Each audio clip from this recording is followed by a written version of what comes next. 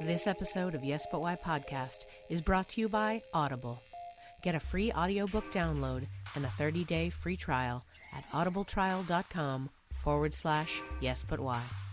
Over 180,000 titles to choose from for your iPhone, Android, Kindle, or MP3 player. Download your free audiobook today at audibletrial.com/yesbutwhy.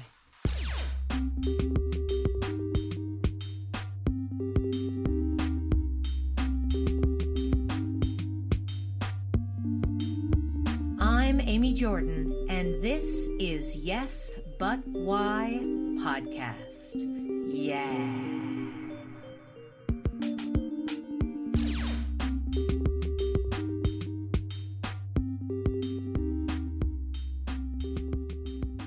I have this theory about that every 18 years in your life, you become a different person. And I don't mean like a real, a different person, like I'm John Smith and now I'm Roger Moore or whatever.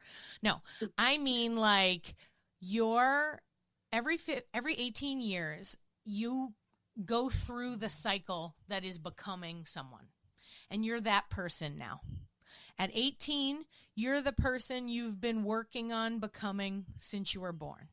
You're learned how to walk, you learned how to talk, you learned how to learn things in school, you developed interests, you have a vague plan for the next part of your journey, and there you are. You are yourself, but you're different. You're different than you once were, and so then you go off on another journey. And from 18 to 36, you become adult you.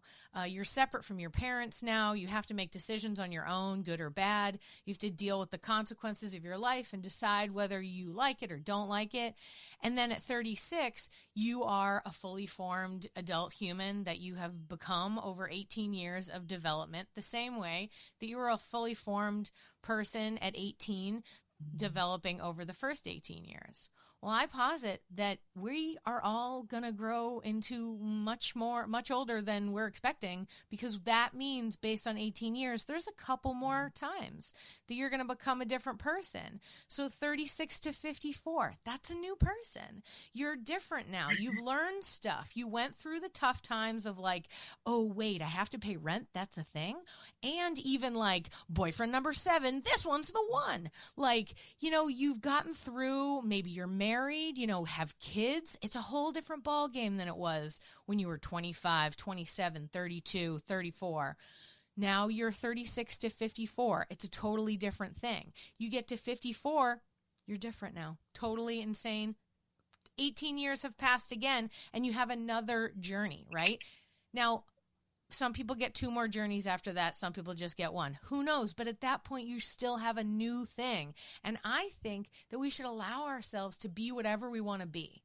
So when you were in your first cycle, what were you?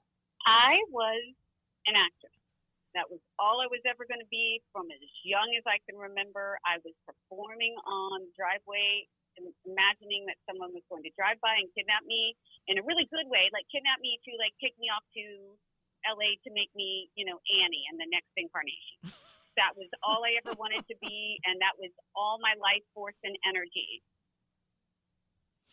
Yeah, did you do high school plays and summer stock when you were younger? I did it all. I did high school, I did college, and if getting a bachelor's degree in theater wasn't smart enough, I took up a house loan equivalent to go to grad school to get a degree in acting, because that was a really sound financial choice. Ooh, an MFA? Yes, I have a master's degree in acting. Let me tell you, that makes great conversation and no money. Hey, though, in the theater world, it's pretty hoity-toity, though. You can get yourself a couple of drinks bought for you at a Shakespeare bar for sure. Definitely. No, I thought I was the bomb for, leaving Houston and going to San Francisco and learning how to walk, talk, and breathe all over again, which my mom was very disappointed to learn that the way she taught me to walk, talk, and breathe didn't last, and that I needed to relearn all those things. Oh, wow. But, yeah, you know, because that's what you learn in acting is acting school is you don't do anything right, basically. You know, Yeah. every part of you is held or holding back or tight or whatever, and you just got to be free. And I wasn't very good at free. So I had to work really hard to learn how to not work at something. But you loved your college at the time, right? I think that's another part of the theory is that while when we look back on another part of the journey, a lot of times, you know, we look back cynically because we're different from that person. But at the time, the person who decided to go to college and get that theater degree and the person who afterwards decided to go to grad school, you loved it. You had a good time, didn't you? I mean, you wouldn't have continued to do it if you didn't like it, right? No, that's true. It's 100% true. It was my dream. I wanted to be there. I wanted to do nothing. Like I said, that was what I lived and breathed. Is that I had nothing but romanticized visions of, you know, living in the Tenderloin in the middle of San Francisco, so that I could go to grad school, and I did love it. Like it's easy to joke about it now when you're on the other side, but when you're starting it, you know, it all seems very real and very possible. You know, you got into grad school, that made you, you know, I don't like the word elite, but you were chosen. It felt good. I didn't get into any grad schools I applied for. I tried to do the same thing. I didn't do it. So I only got into this one, and that was like that's a whole other story. Like the kids who got into every school and they got to choose, and you just worked out. You know, like all of the insecurities. I feel like part of me goes, I didn't go to a first year of acting school. I went to therapy in front of everybody. But you know, I did. I was in it. I loved it. You know, there was a part of me that if our lives hadn't changed, I probably would still be, you know, getting up at 4 a.m. and trudging through the snow to stand on line outside the Equity office in, you know, on 42nd, and I would still be doing that. You know, like there's a part of me that still has that actor tramp in my soul. Sure. But you know. So I don't want to minimize how much it meant to me at the time, even though, like I said, it's easy to go, wow, that was not really probably your best choice. But then I'm also a sliding doors girl, and I absolutely believe it was probably meant to happen, because I wouldn't, like, I don't want to risk not having what I have to have done the smarter thing, you know? I love your sliding doors reference. I'm totally, like, that's me. Like, I absolutely am the believer that you miss that subway and your life is an entire different thing. And your hair color, evidently, for those who know the film. But, you know, seriously, like... Well, that was just helpful visually. Everything could change if you... The slightest thing that may seem inconsequential in your life could change everything, and you don't know what you'd lose to what you'd gain. Like, it'd be really easy to say, well, I was developing as an actress here in Houston. I had a theater I really enjoyed working with. I should have just stayed here.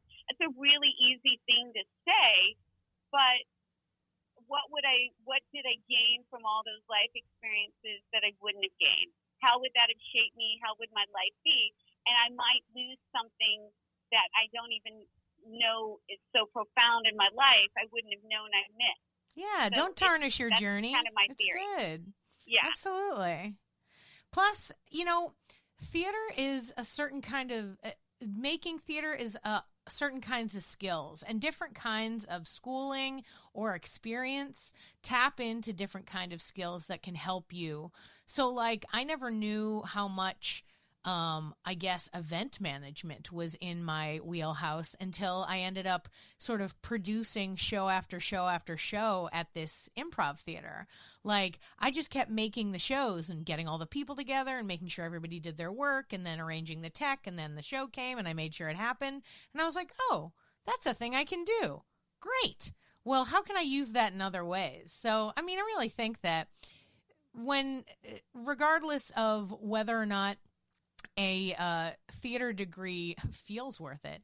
I think the only people who don't think theater degrees are worth it, or the people who are negative against it, are the people who, didn't think you should do it in the first place. They're the people who keep telling people, oh, you need to have a real life. And I was like, what, a life like yours? No, thank you. Like, that's not what I'm looking for. I like doing projects. I like having small project to small project, like, as opposed to like the behemoth of a career in accounting or something like that. It's like, okay, here's a small bit. I can handle this. Now another small bit. I can handle this. Like, it's just a cool way to do it. What was the part about acting when you first started that you really liked? What was the part that felt like it was your, the thing that you're the best at? I'm really good at empathy and getting into other people's shoes. That's always what attracted me. I love deep diving into character work. I'm that girl that has the 3-inch notebook for her, 2-scene character, because like I love that work. And I do see how part of who I was, I brought to that, but also how that grew it. I really am a very empathetic person, and it is that's part of who I am, and I carry that into my world, my work, everything. And I do believe that acting furthered that, because you can't judge your character. You'll sometimes hear, when somebody plays a really rotten character and they're like, how do you play such a terrible person? It's like, well, no one who's terrible thinks they're terrible, right? Like, there has to be a reason. There has to be a reason that they function that way, and that doesn't necessarily mean you excuse them, but it means you can understand. And I feel like we're a society right now, and forgive me because there might slightly be a soapbox involved in the next statement, but I feel like we're a society where trying to understand why someone feels differently than you is not celebrated. That the concept of not agreeing, not giving up your belief, but understanding why someone might have such a fundamentally different view than you is just not enough. I don't see it enough. And I feel like it would fix a lot of our issues right now. People could just say, I don't think I'd walk the same way you did in those shoes, but I do see those shoes are different than mine. And, I'm not saying I understand everything that you do. So I'm going to give you some space to believe that you do. And I think a lot of that comes from that side of me that was attracted to acting, and that I think acting further fostered. Yeah, I think that acting and a lot of theater in which you're developing characters, improv, sketch, and the like, there's a lot of working on understanding different kinds of people. Certainly in comedy, you're almost always playing a terrible person. I mean, there's not a lot of like great decision makers in comedy. So, you have to make peace with this terrible, terrible person. I think the trouble now is that people, and this is just devil's advocate because to be honest with you, I agree with you 100%. But sometimes I think that there's, for some reason, it's been drawn on morality lines. Like, if I even open my eyes to understanding the way you view the world, then I'm against my own point of view, and I'm shunning the thing that I stand for. So I'm not going to allow you to have your opinion. My opinion is valid and important and should be listened to, but your opinion is not, because if I even remotely understand it, then it's a moral affront to everything that I'm about. It's like too close to the vest for people to do. And I 100% agree that I'm like, just understand different people, and that's the key to everything. When my mom was, I'm from Boston, by the way, originally, and Boston is a deeply racist place. I don't know if you knew this. It is. But they would like deny it every day. But when I was a kid, my mom had grown up and her parents were very racist. I mean, I was a little soapbox kid yelling at my grandmother on a regular basis. And so my mom brought us around she was a teacher in Boston, and she would introduce us to all the other teachers that she worked with who were from a variety of different countries and backgrounds and religions and stuff. And so we'd just meet other teachers' families, and she'd be like, see, she works at the school with me. These are her kids. We're all the same. And so her argument was always like, she would bring us to meet people and then hang out with them and then be like, so you can't judge people based on this because they're just like us. And we were like, okay, cool. So she always brought us to meet people, and that was like a big important thing. She did not want us to have any level of that in our understanding of the world. The way her parents had given to her, she didn't like that. She was like, no.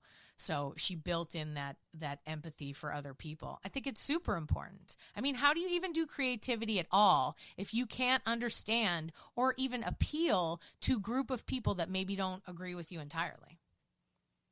Right. I totally with you, and I like applaud your mom. Like, I want to meet this woman. That's amazing. Good on her. Seriously, like I wish more people were that way. And I agree. I think, and coming back to creativity, if you can't envision a world beyond your own, then what is there? Like, let's even say you're 100% right on your opinion, which is, basically statistically impossible. Wouldn't you still want for better? Like, couldn't you still leave a window of hope for more, for something greater than what you have created around yourself? I just, like, to me, that's the heart of imagination, is the belief that there is more than what you see, whether that's the North Pole or Hogwarts, or something just as simple as your kids sitting down with their Barbies and dressing them up and having conversations. All of that is about them being more than that moment, that second, that tangible second. And, I don't want to live a life where I can't imagine. I can't imagine that. I can't imagine. You hear people say that, and it's they throw it off. It's like an off thing. But think about what they're saying is that they don't believe that something beyond what they know at that moment is possible. And I think it's a really sad statement. I want to develop in my children, and I hope I'm modeling in my life this belief that whatever there is, there's so much more available. Mm-hmm. The world is amazing and wild, and you're going to find a million people around who are living either the exact same life as you in a totally different country, or such a different life that you're like, this exists and I'm not on another planet? What? Like, just the idea of the way people live, just finding out anything. I mean, there's some terrible things you find out as an adult, terrible things about the world where you're like, wait, what? That's a real thing? And then there's other things where you're like, oh, what? I'm so excited. That's a real thing? Like, like little exciting things like the glowing fish in the ocean, or even just the ocean. Like, the idea that, like, we legitimately don't know what's happening down there is awesome. Like, that should awaken your imagination so much. Like, there's so much we don't know. Why can't we be excited about what we don't know, as opposed to, like, scared or threatened or hurt in some way? 100%. And I kind of feel like, you're talking about the evolution, that's been part of my evolution. Yeah, bring it up. I love it. It was funny that you used the 18 years, because my whole crisis that led to me, kind of reinventing myself, basically started about late 36, age 36, 37, Yeah, it moving into did. 38. Mm-hmm. I had I'm I legit had my about second this. child at 35, Mm-hmm. and I had some postpartum depression with that, Mm-hmm. and it just kind of evolved and grew, and then I developed some health issues that I still deal with today at age 37, and so all of that kind of culminated in this complete repositioning of myself and not knowing where that was and what that was. And I'll be honest, like I responded 100% with fear.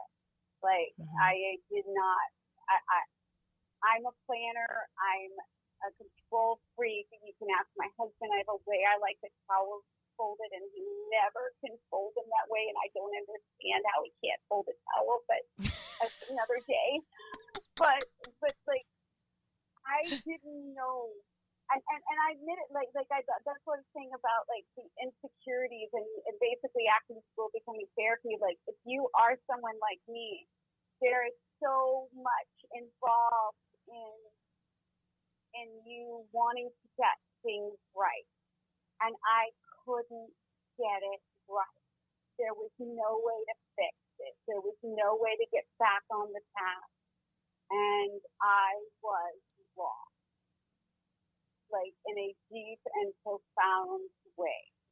And in my current evolution, which is, I guess I'm sort of a little past midway on, because I'm 48, and so if it's 18 years, I'm about 2/3 through this, if I did my math right.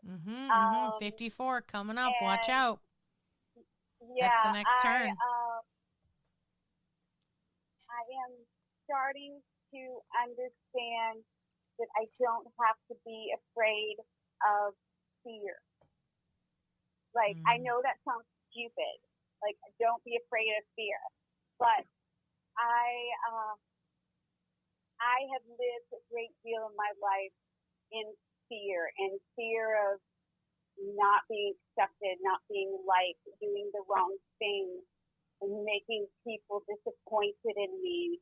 And it was all external.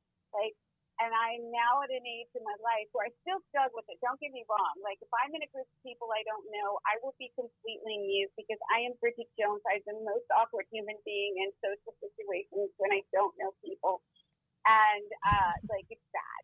But I am trying at this stage in my life to embrace the fact that I need to care if I'm happy about it and that it's coming from me. Like, why do I care if someone I don't like doesn't like me? And yet there's this real deep, guttural, evolutionary, I don't know, somewhere deep in my soul that's like, everybody has to like me, which is impossible, right? Like, there's no way everybody could like you because you can't be more than one thing at once. And then I'll tell you, in my 20s, I was a chameleon. I bet if you talk to different friends and they describe me, they would describe me differently because I was a shapeshifter and I wanted to fit that person and how they would like me. They saw me, what they needed from me. And I think that was why I was so lost when I was just left with just me. Like, oh, but where am I? Did you, you're talking about being chameleon with friends, by the time you met your husband and married him, do you think you had gotten to a more solid place of like who you were and like what was going on? Or did your relationship with your husband help you to sort of settle into the adult that you were? That you are. Definitely the latter. Like he and I, we're funny. We're the exception to make the rule. We started dating when I was in high school. Oh. Reagan was president on our first date. Reagan. Not even George Senior. Reagan. We went to see Dirty Dancing on a date. Pretty so Woman, awesome. too. You know, like that's our era. So we grew up together. We evolved together. I am blessed that we had a real compelling friendship, I think, underneath everything, because we both gone through some really hard times and adjusted and stayed with each other. My brother died our first year of marriage, and I feel like we kind of were like on our track to being the normal stupid newlyweds who were fighting over the laundry, and then it was all of a sudden like, oh, you mean real bad stuff can happen? Like real stuff? Okay, well, maybe the little stuff doesn't matter. And I think in some ways, like, I would never say that my brother's death was a blessing in life, but as to the lesson that it taught was a blessing. Yeah, I mean, nobody's excited about death, but when it happens, if you can deal with it and it can help you sort of become a better person in your life, then that's great. And also the person who has died would be happy for that. You know, there are so many people that I know personally and stories that I've read of people who are just torn to shreds from death. They cannot get past it. They cannot move forward or, you know, learn from it in any way. So, I mean, just the fact that you can acknowledge that you made it through and it helped, you know, your bonding after the fact, you know, really helped you guys. That's not bad. That's not bad at all. I would, if I were a person who, if my death caused someone to live their life better after I died, I would be the happiest person in the world. Right. Yeah. I mean, And that's our whole point. 100%. You know, he was the brave one. Yeah. And he would be very, I think, very happy if I was being braver because of him. I know he would be. Like, he was the one who had the FU attitude. He was a classic middle child. So he was just, you know, he was doing his thing. Yeah. And I envied that a lot of him.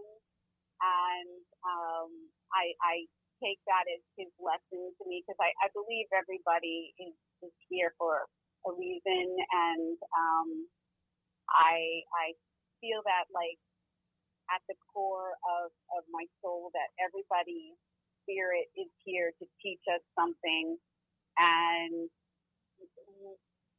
that timing may or may not be what we wanted, but it's the right timing. Like, I know that's getting like really mushy and ethereal and all of that, but I again, back to the sliding doors type thing, like, yeah. I wish I'd had more time than 25 years. Well, he was born after me, so 22 years with my brother. I really sincerely wish that. But I'm glad I had those years. And he definitely taught me things that when I see bits of him in my children, and I feel like, oh, he's there whispering in their ears to tell me something. Oh, that's so fun. That's nice. I'm glad that your husband has been there with you since, you know, you guys were in high school, because then he is with you on all the journey and, like you said, all the evolutions. Also, it sounds like you mentioned earlier when we were talking that, you know, when 9/11 happened, he decided to join the Army. Sounds like you were there for him when he had something that was important to him and he wanted to do it, and you were like, I've got your back. Like, that's amazing. That's an amazing thing. A really good, strong person to back him up. I mean, I would definitely say to my husband, no, rethink that. But I'm glad that you didn't, you know, because clearly he did the work he felt like he should do, and hopefully he's back feeling, you know, at least mildly successful in that he put his work in and helped out. I mean, we're all here to do a little bit. And hopefully all of us working a little bit together can make big changes. Amen, 100% to that. Yeah, it was not an easy choice, but he was, like, it fundamentally changed him. He was so decisive. There was no way that I would not have, you know, honored that. And, you know, it brought us both benefit and cost. You know, I'll be honest, he's a 100% disabled vet. We deal with PTSD in my home. Like, yeah. It's not an easy transition, But, it also brought us a lot of opportunity. And, he's now retired at the age of 50, and not many people are retired at the age of 50. And that's why we're living at the beach, is because, he put in those years, and his life brought us here. And so that, that's the payoff there, is that, his great sacrifice provided, I'm a big believer in things like the VA loans. I mean, it's the only way my family owns a home. Just right, I'll just say it. Like, he got a VA loan. And so we own our first home. I was 45 and my husband was 47 when we bought our first home. And it was absolutely because he participated in supporting our country in the way that he felt best. So I've always been super proud of him. But again, it's not without cost. And we live with that daily, and we do our best. Now, I won't compare war to motherhood, but I'm going to, so strap in. I think that sometimes people feel like, like your husband, something happened, he felt moved, he wanted to go, and he wanted to put his time and his effort into helping in a project that, he is only one small part of, but he wanted to be in on it. And I feel similarly to being a mom. I feel like you're strapping in for 18 years, probably more, let's be honest, of really hardcore, weird situations that are happening, dealing with everything about a person's life. I think people overblow the idea of, like, people always go like, well, you're keeping him alive. And I was like, I'm not really. I mean, he's alive. You know what I mean? Like, he's a child. He's fine. You know what I mean? Like, I'm not like preventing, him. He's not jumping into fire or whatever. Like, thank God, I'm knocking on wood right now. But I feel like it's the experience of doing something, of giving of yourself for a cause that is not you, that is other people outside of you, is really important. And I think that it is certainly something that does cause a lot of effect on the psyche, and that to deal with, how much you can help and how much you can put yourself out there and how much cacophony and insanity is around you, that returning to potentially a less cacophonous lifestyle can be a lot super intense. So I'm going to bring it back to you and being a mom. When you were talking about, how you're a mom now and you've gotten through, your kids are teenagers and your blog has been helping people and moms. Help me out. I got a 2-year-old. I am freaking out. This is my creative outlet, is interviewing people and occasionally teaching. I'm like swimming in insanity all the time. So when you were like, I had a little postpartum, I was like, I hear that. And then you're talking about how it changes you, your paradigm. Who am I? What am I doing? I'm in it now. It's happening. So tell me, how did you get through it? How do you get them to be teens? How do I not go crazy? Okay, I'm going to let you talk now. Help me. First off, I totally agree with you. People talk about, well, I'm just, being a mom's the hardest job because you've got a life in your hands. And you're right, like, in the sense that physically, especially when they're very young, yes, that's very true.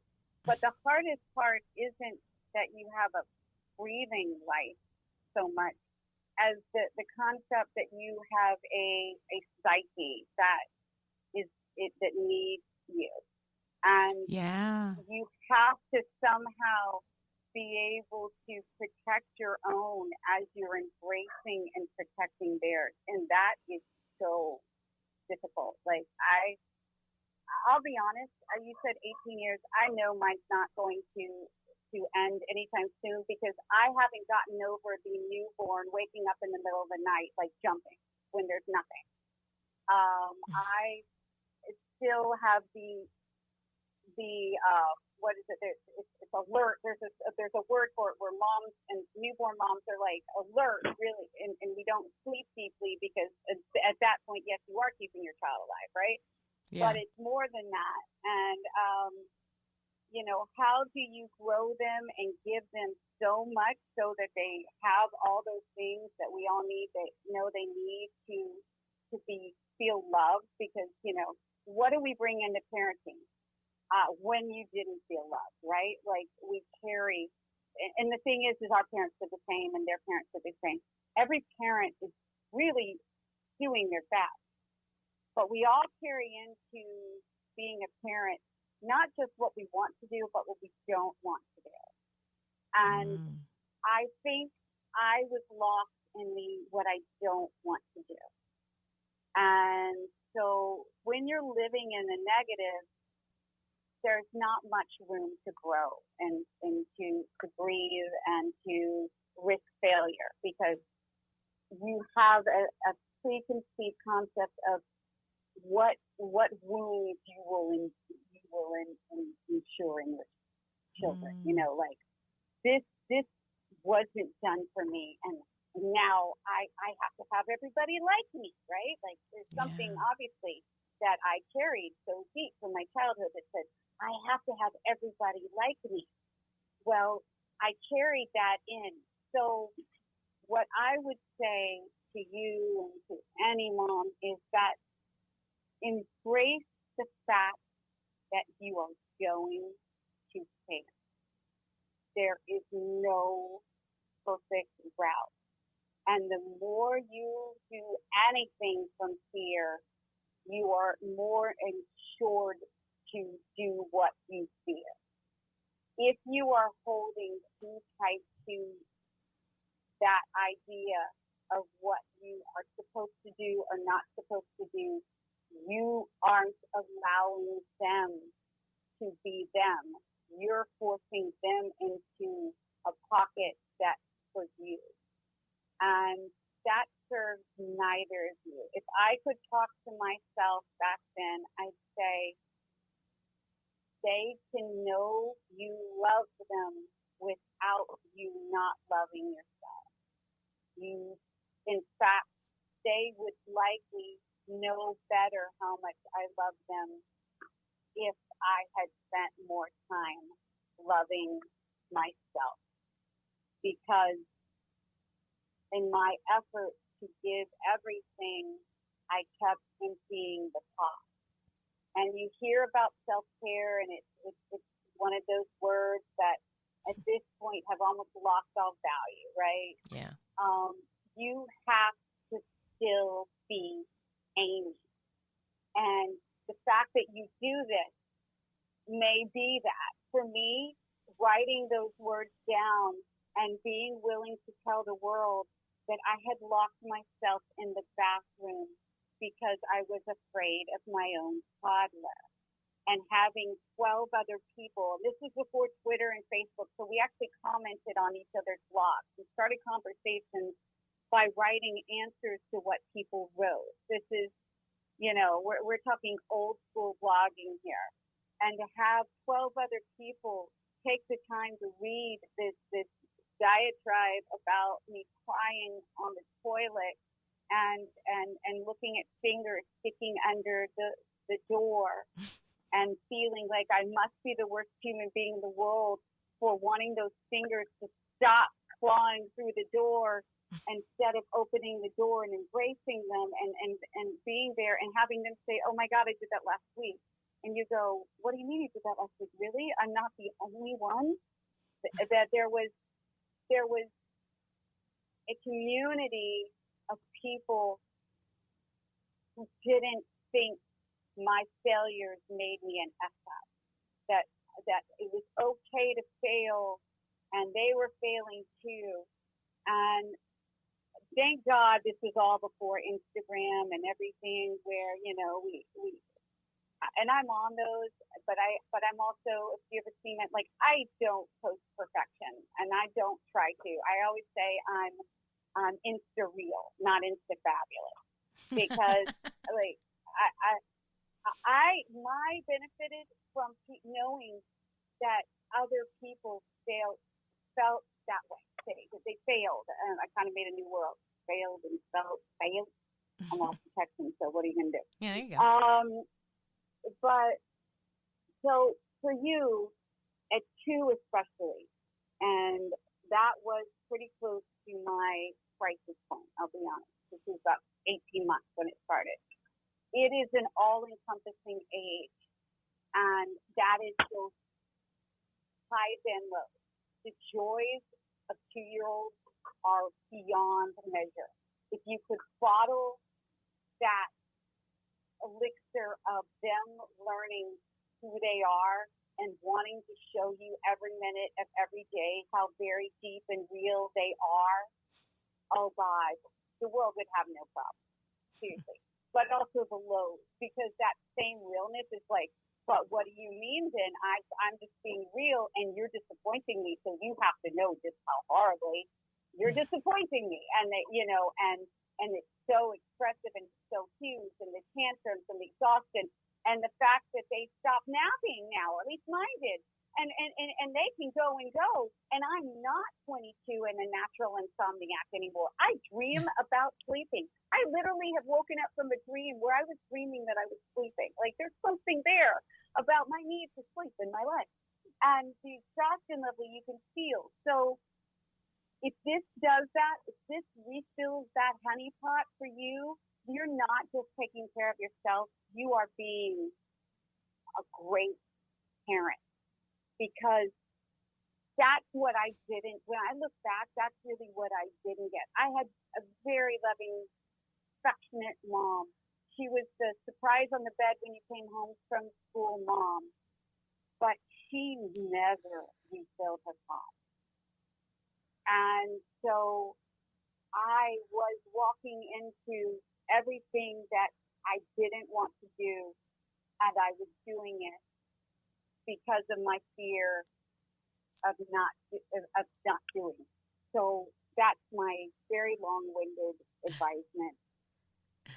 I hope that somewhere there was some sense. I'm not sure. No, absolutely. For real. Do you give out this advice all the time? Tell me about, you're talking about your blog comments. The name of your blog is A Star in My Own Universe. When did you start it? And then like, how did building it up? Like you said, you connected on comments. Do you have a regular audience now? How does that work, developing that?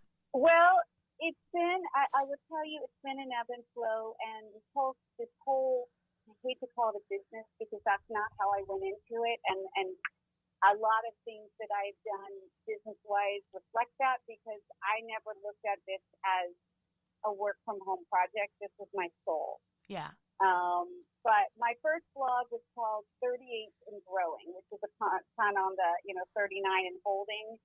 And obviously I didn't expect that I would blog forever because I put my age in it. And it was literally on Blogspot. And I don't know if anybody listening remembers Blogspot, but it was 38 Is it not there anymore? Blogspot.com.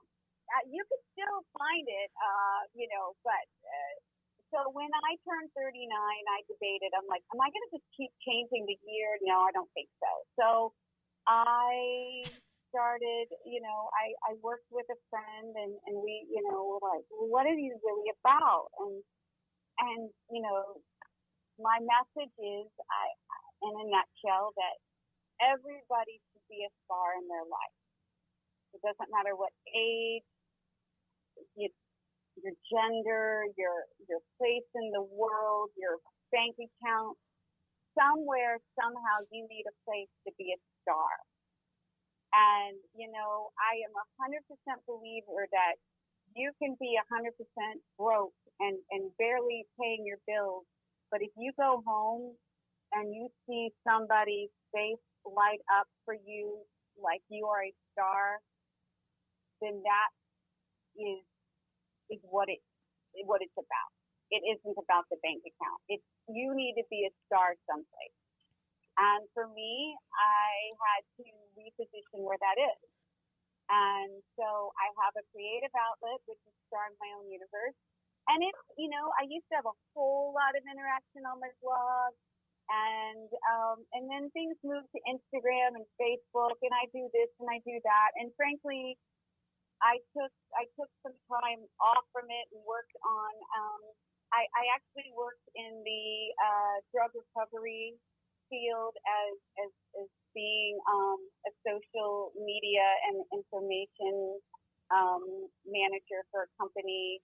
And so I stepped away from constantly writing, and I returned to it because it's still my calling. And the blog has evolved, and I'm kind of rebuilding it because, people are busy. If you're not putting yourself out there, they're going somewhere else.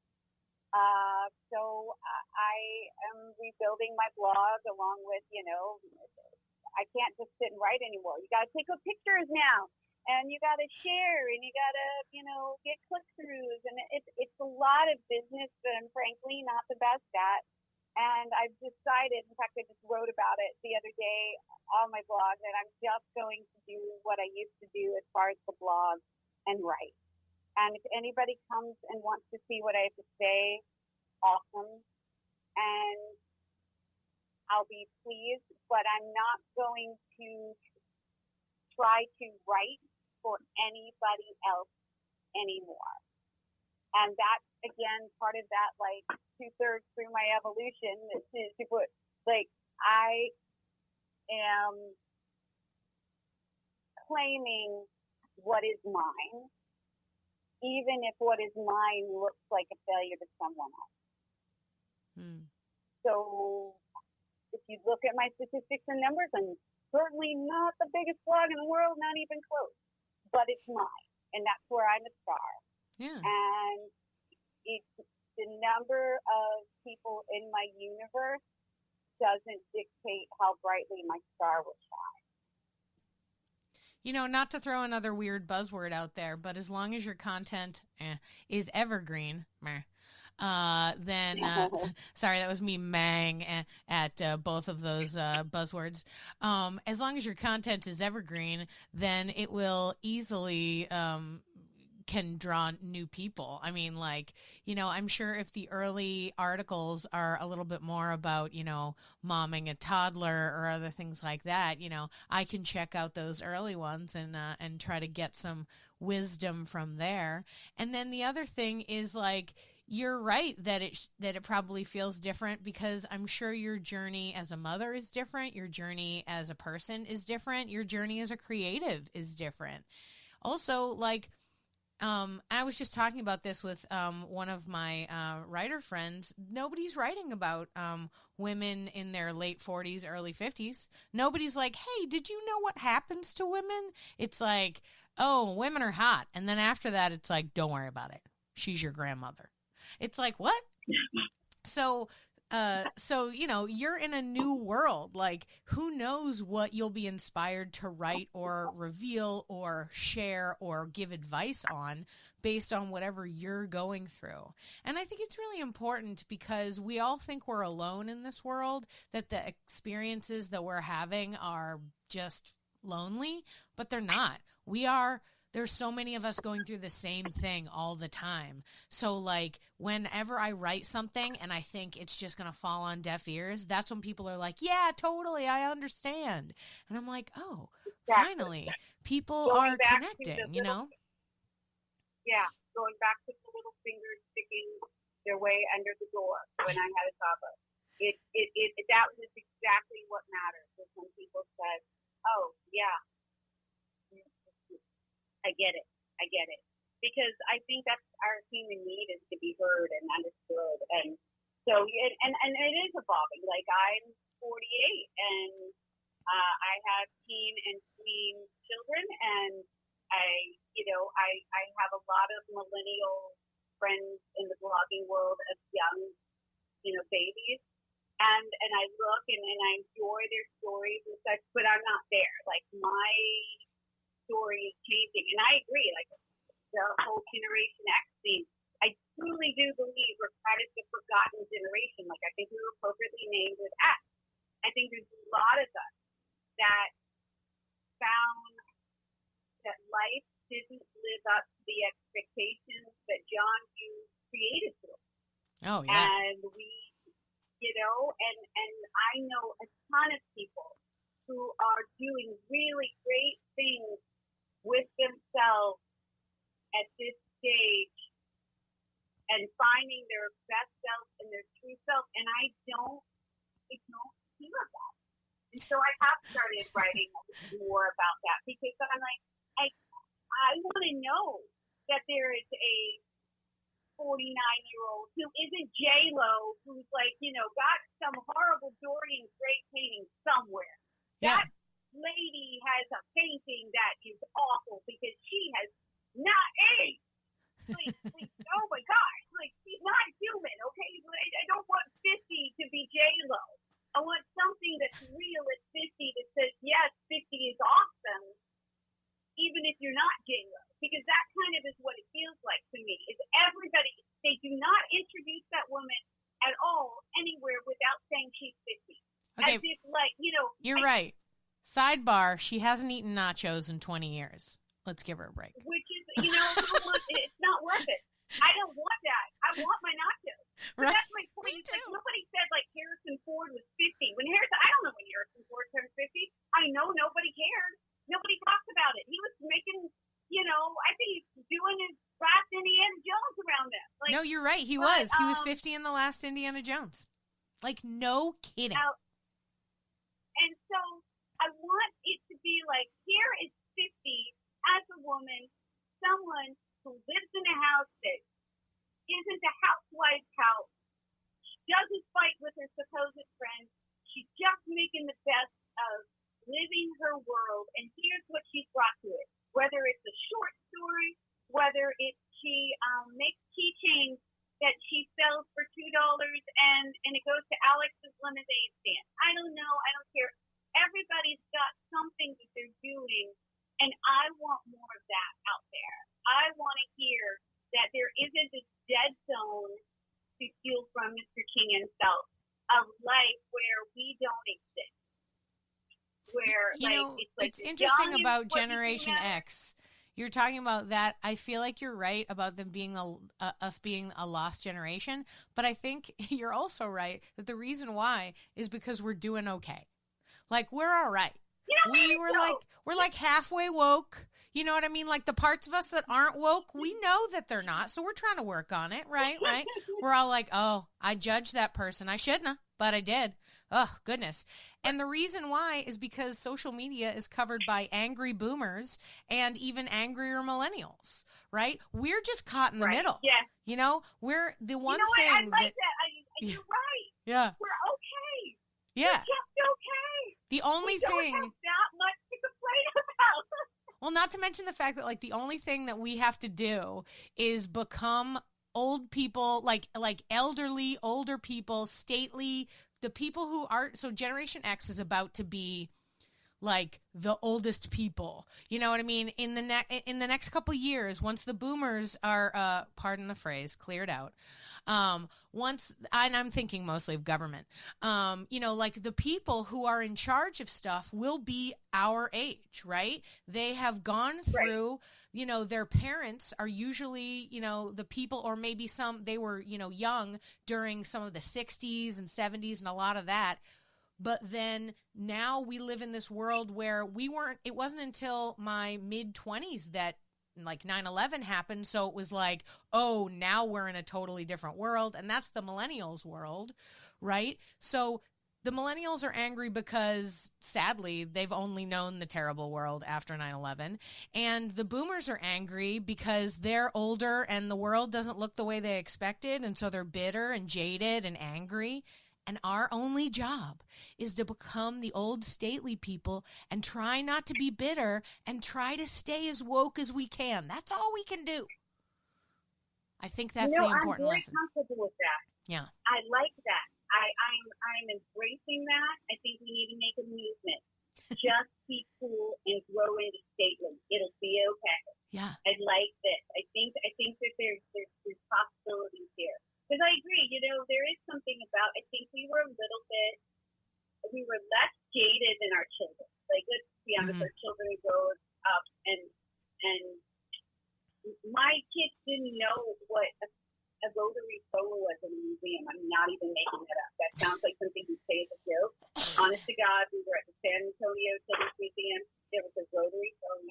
They had no idea what it was.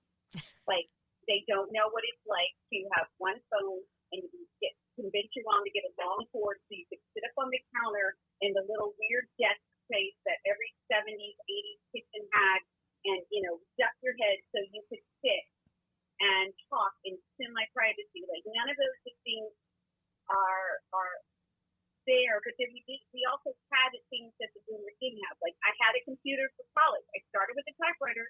That's true. Like, my high school graduation present was a typewriter, but I had a computer before I graduated college, and we got a lot of the benefits of the technological growth.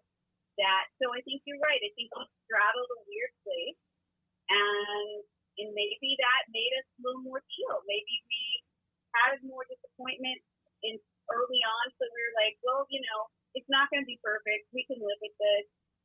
Like you said, I literally just turned 30 a month and a half before 9/11. Yeah. And so my whole vision of what life change was going to be, but maybe I was still young enough that I was resilient. And I didn't decide that, my whole world was going to be that two planes took down two towers and a lot of people. Like, it affected us. Obviously, my husband was in the military, but I wasn't going to define that life. I wasn't going to be angry. I wasn't going to hold that. What? I think you're on something. Yeah, I think that we're also more primed for change. Like, change is a constant in life, but I feel like our generation is more accepting of it because, like, technology changed huge leaps, like, every 2-3 years as we were getting older. Like, and I know that people say now, like, oh, well, it's much faster for the kids now. Yeah, but it's faster in a different way. Change for them it's less about, like, I get comfortable in something and now I have to deal with changing. Now the world is just constantly fleeting. Nothing exists. It's just there for a second. It's almost like I do improv, and it's almost like an improv scene. You live in the improv scene, you talk. Once that scene is over, poof, you never see it again. Like, that's it. That's life. For the millennials, there's nothing to hold down. I was thinking about that the other day. Like, I have all these CDs. I don't know what to do with them. My husband has records. I don't know what to do with them. I have tapes. What am I supposed to do with them? We don't need them. Like, I have DVDs. There's no physical thing. You know what I mean? I was like, how do I make my friend a mixtape? She just had a baby. I want to make her a mixtape.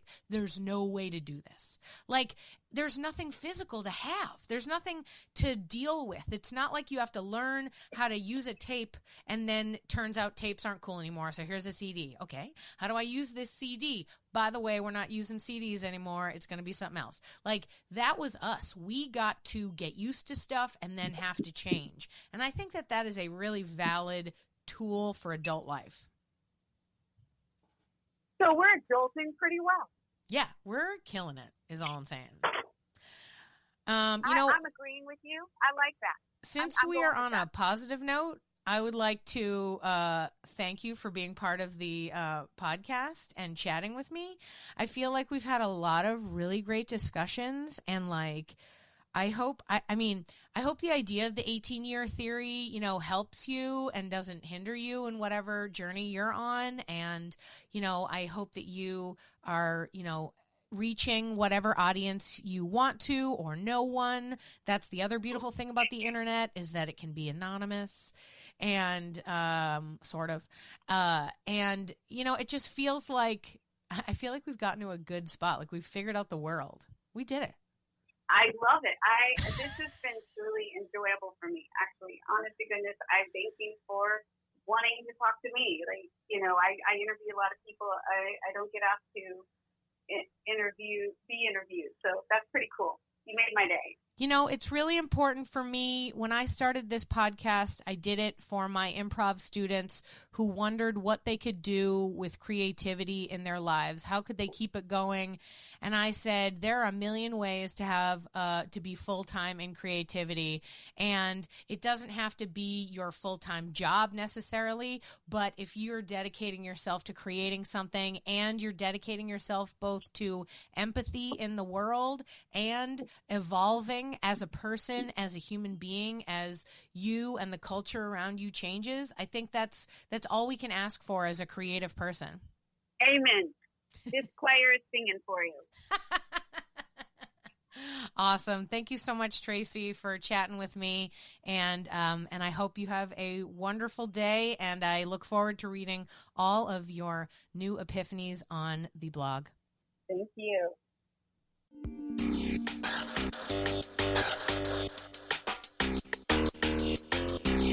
Thanks for listening to Yes But Why Podcast. Check out all our episodes on yesbutwhypodcast.com or check out all the content on our network, HC Universal, at hcuniversalnetwork.com.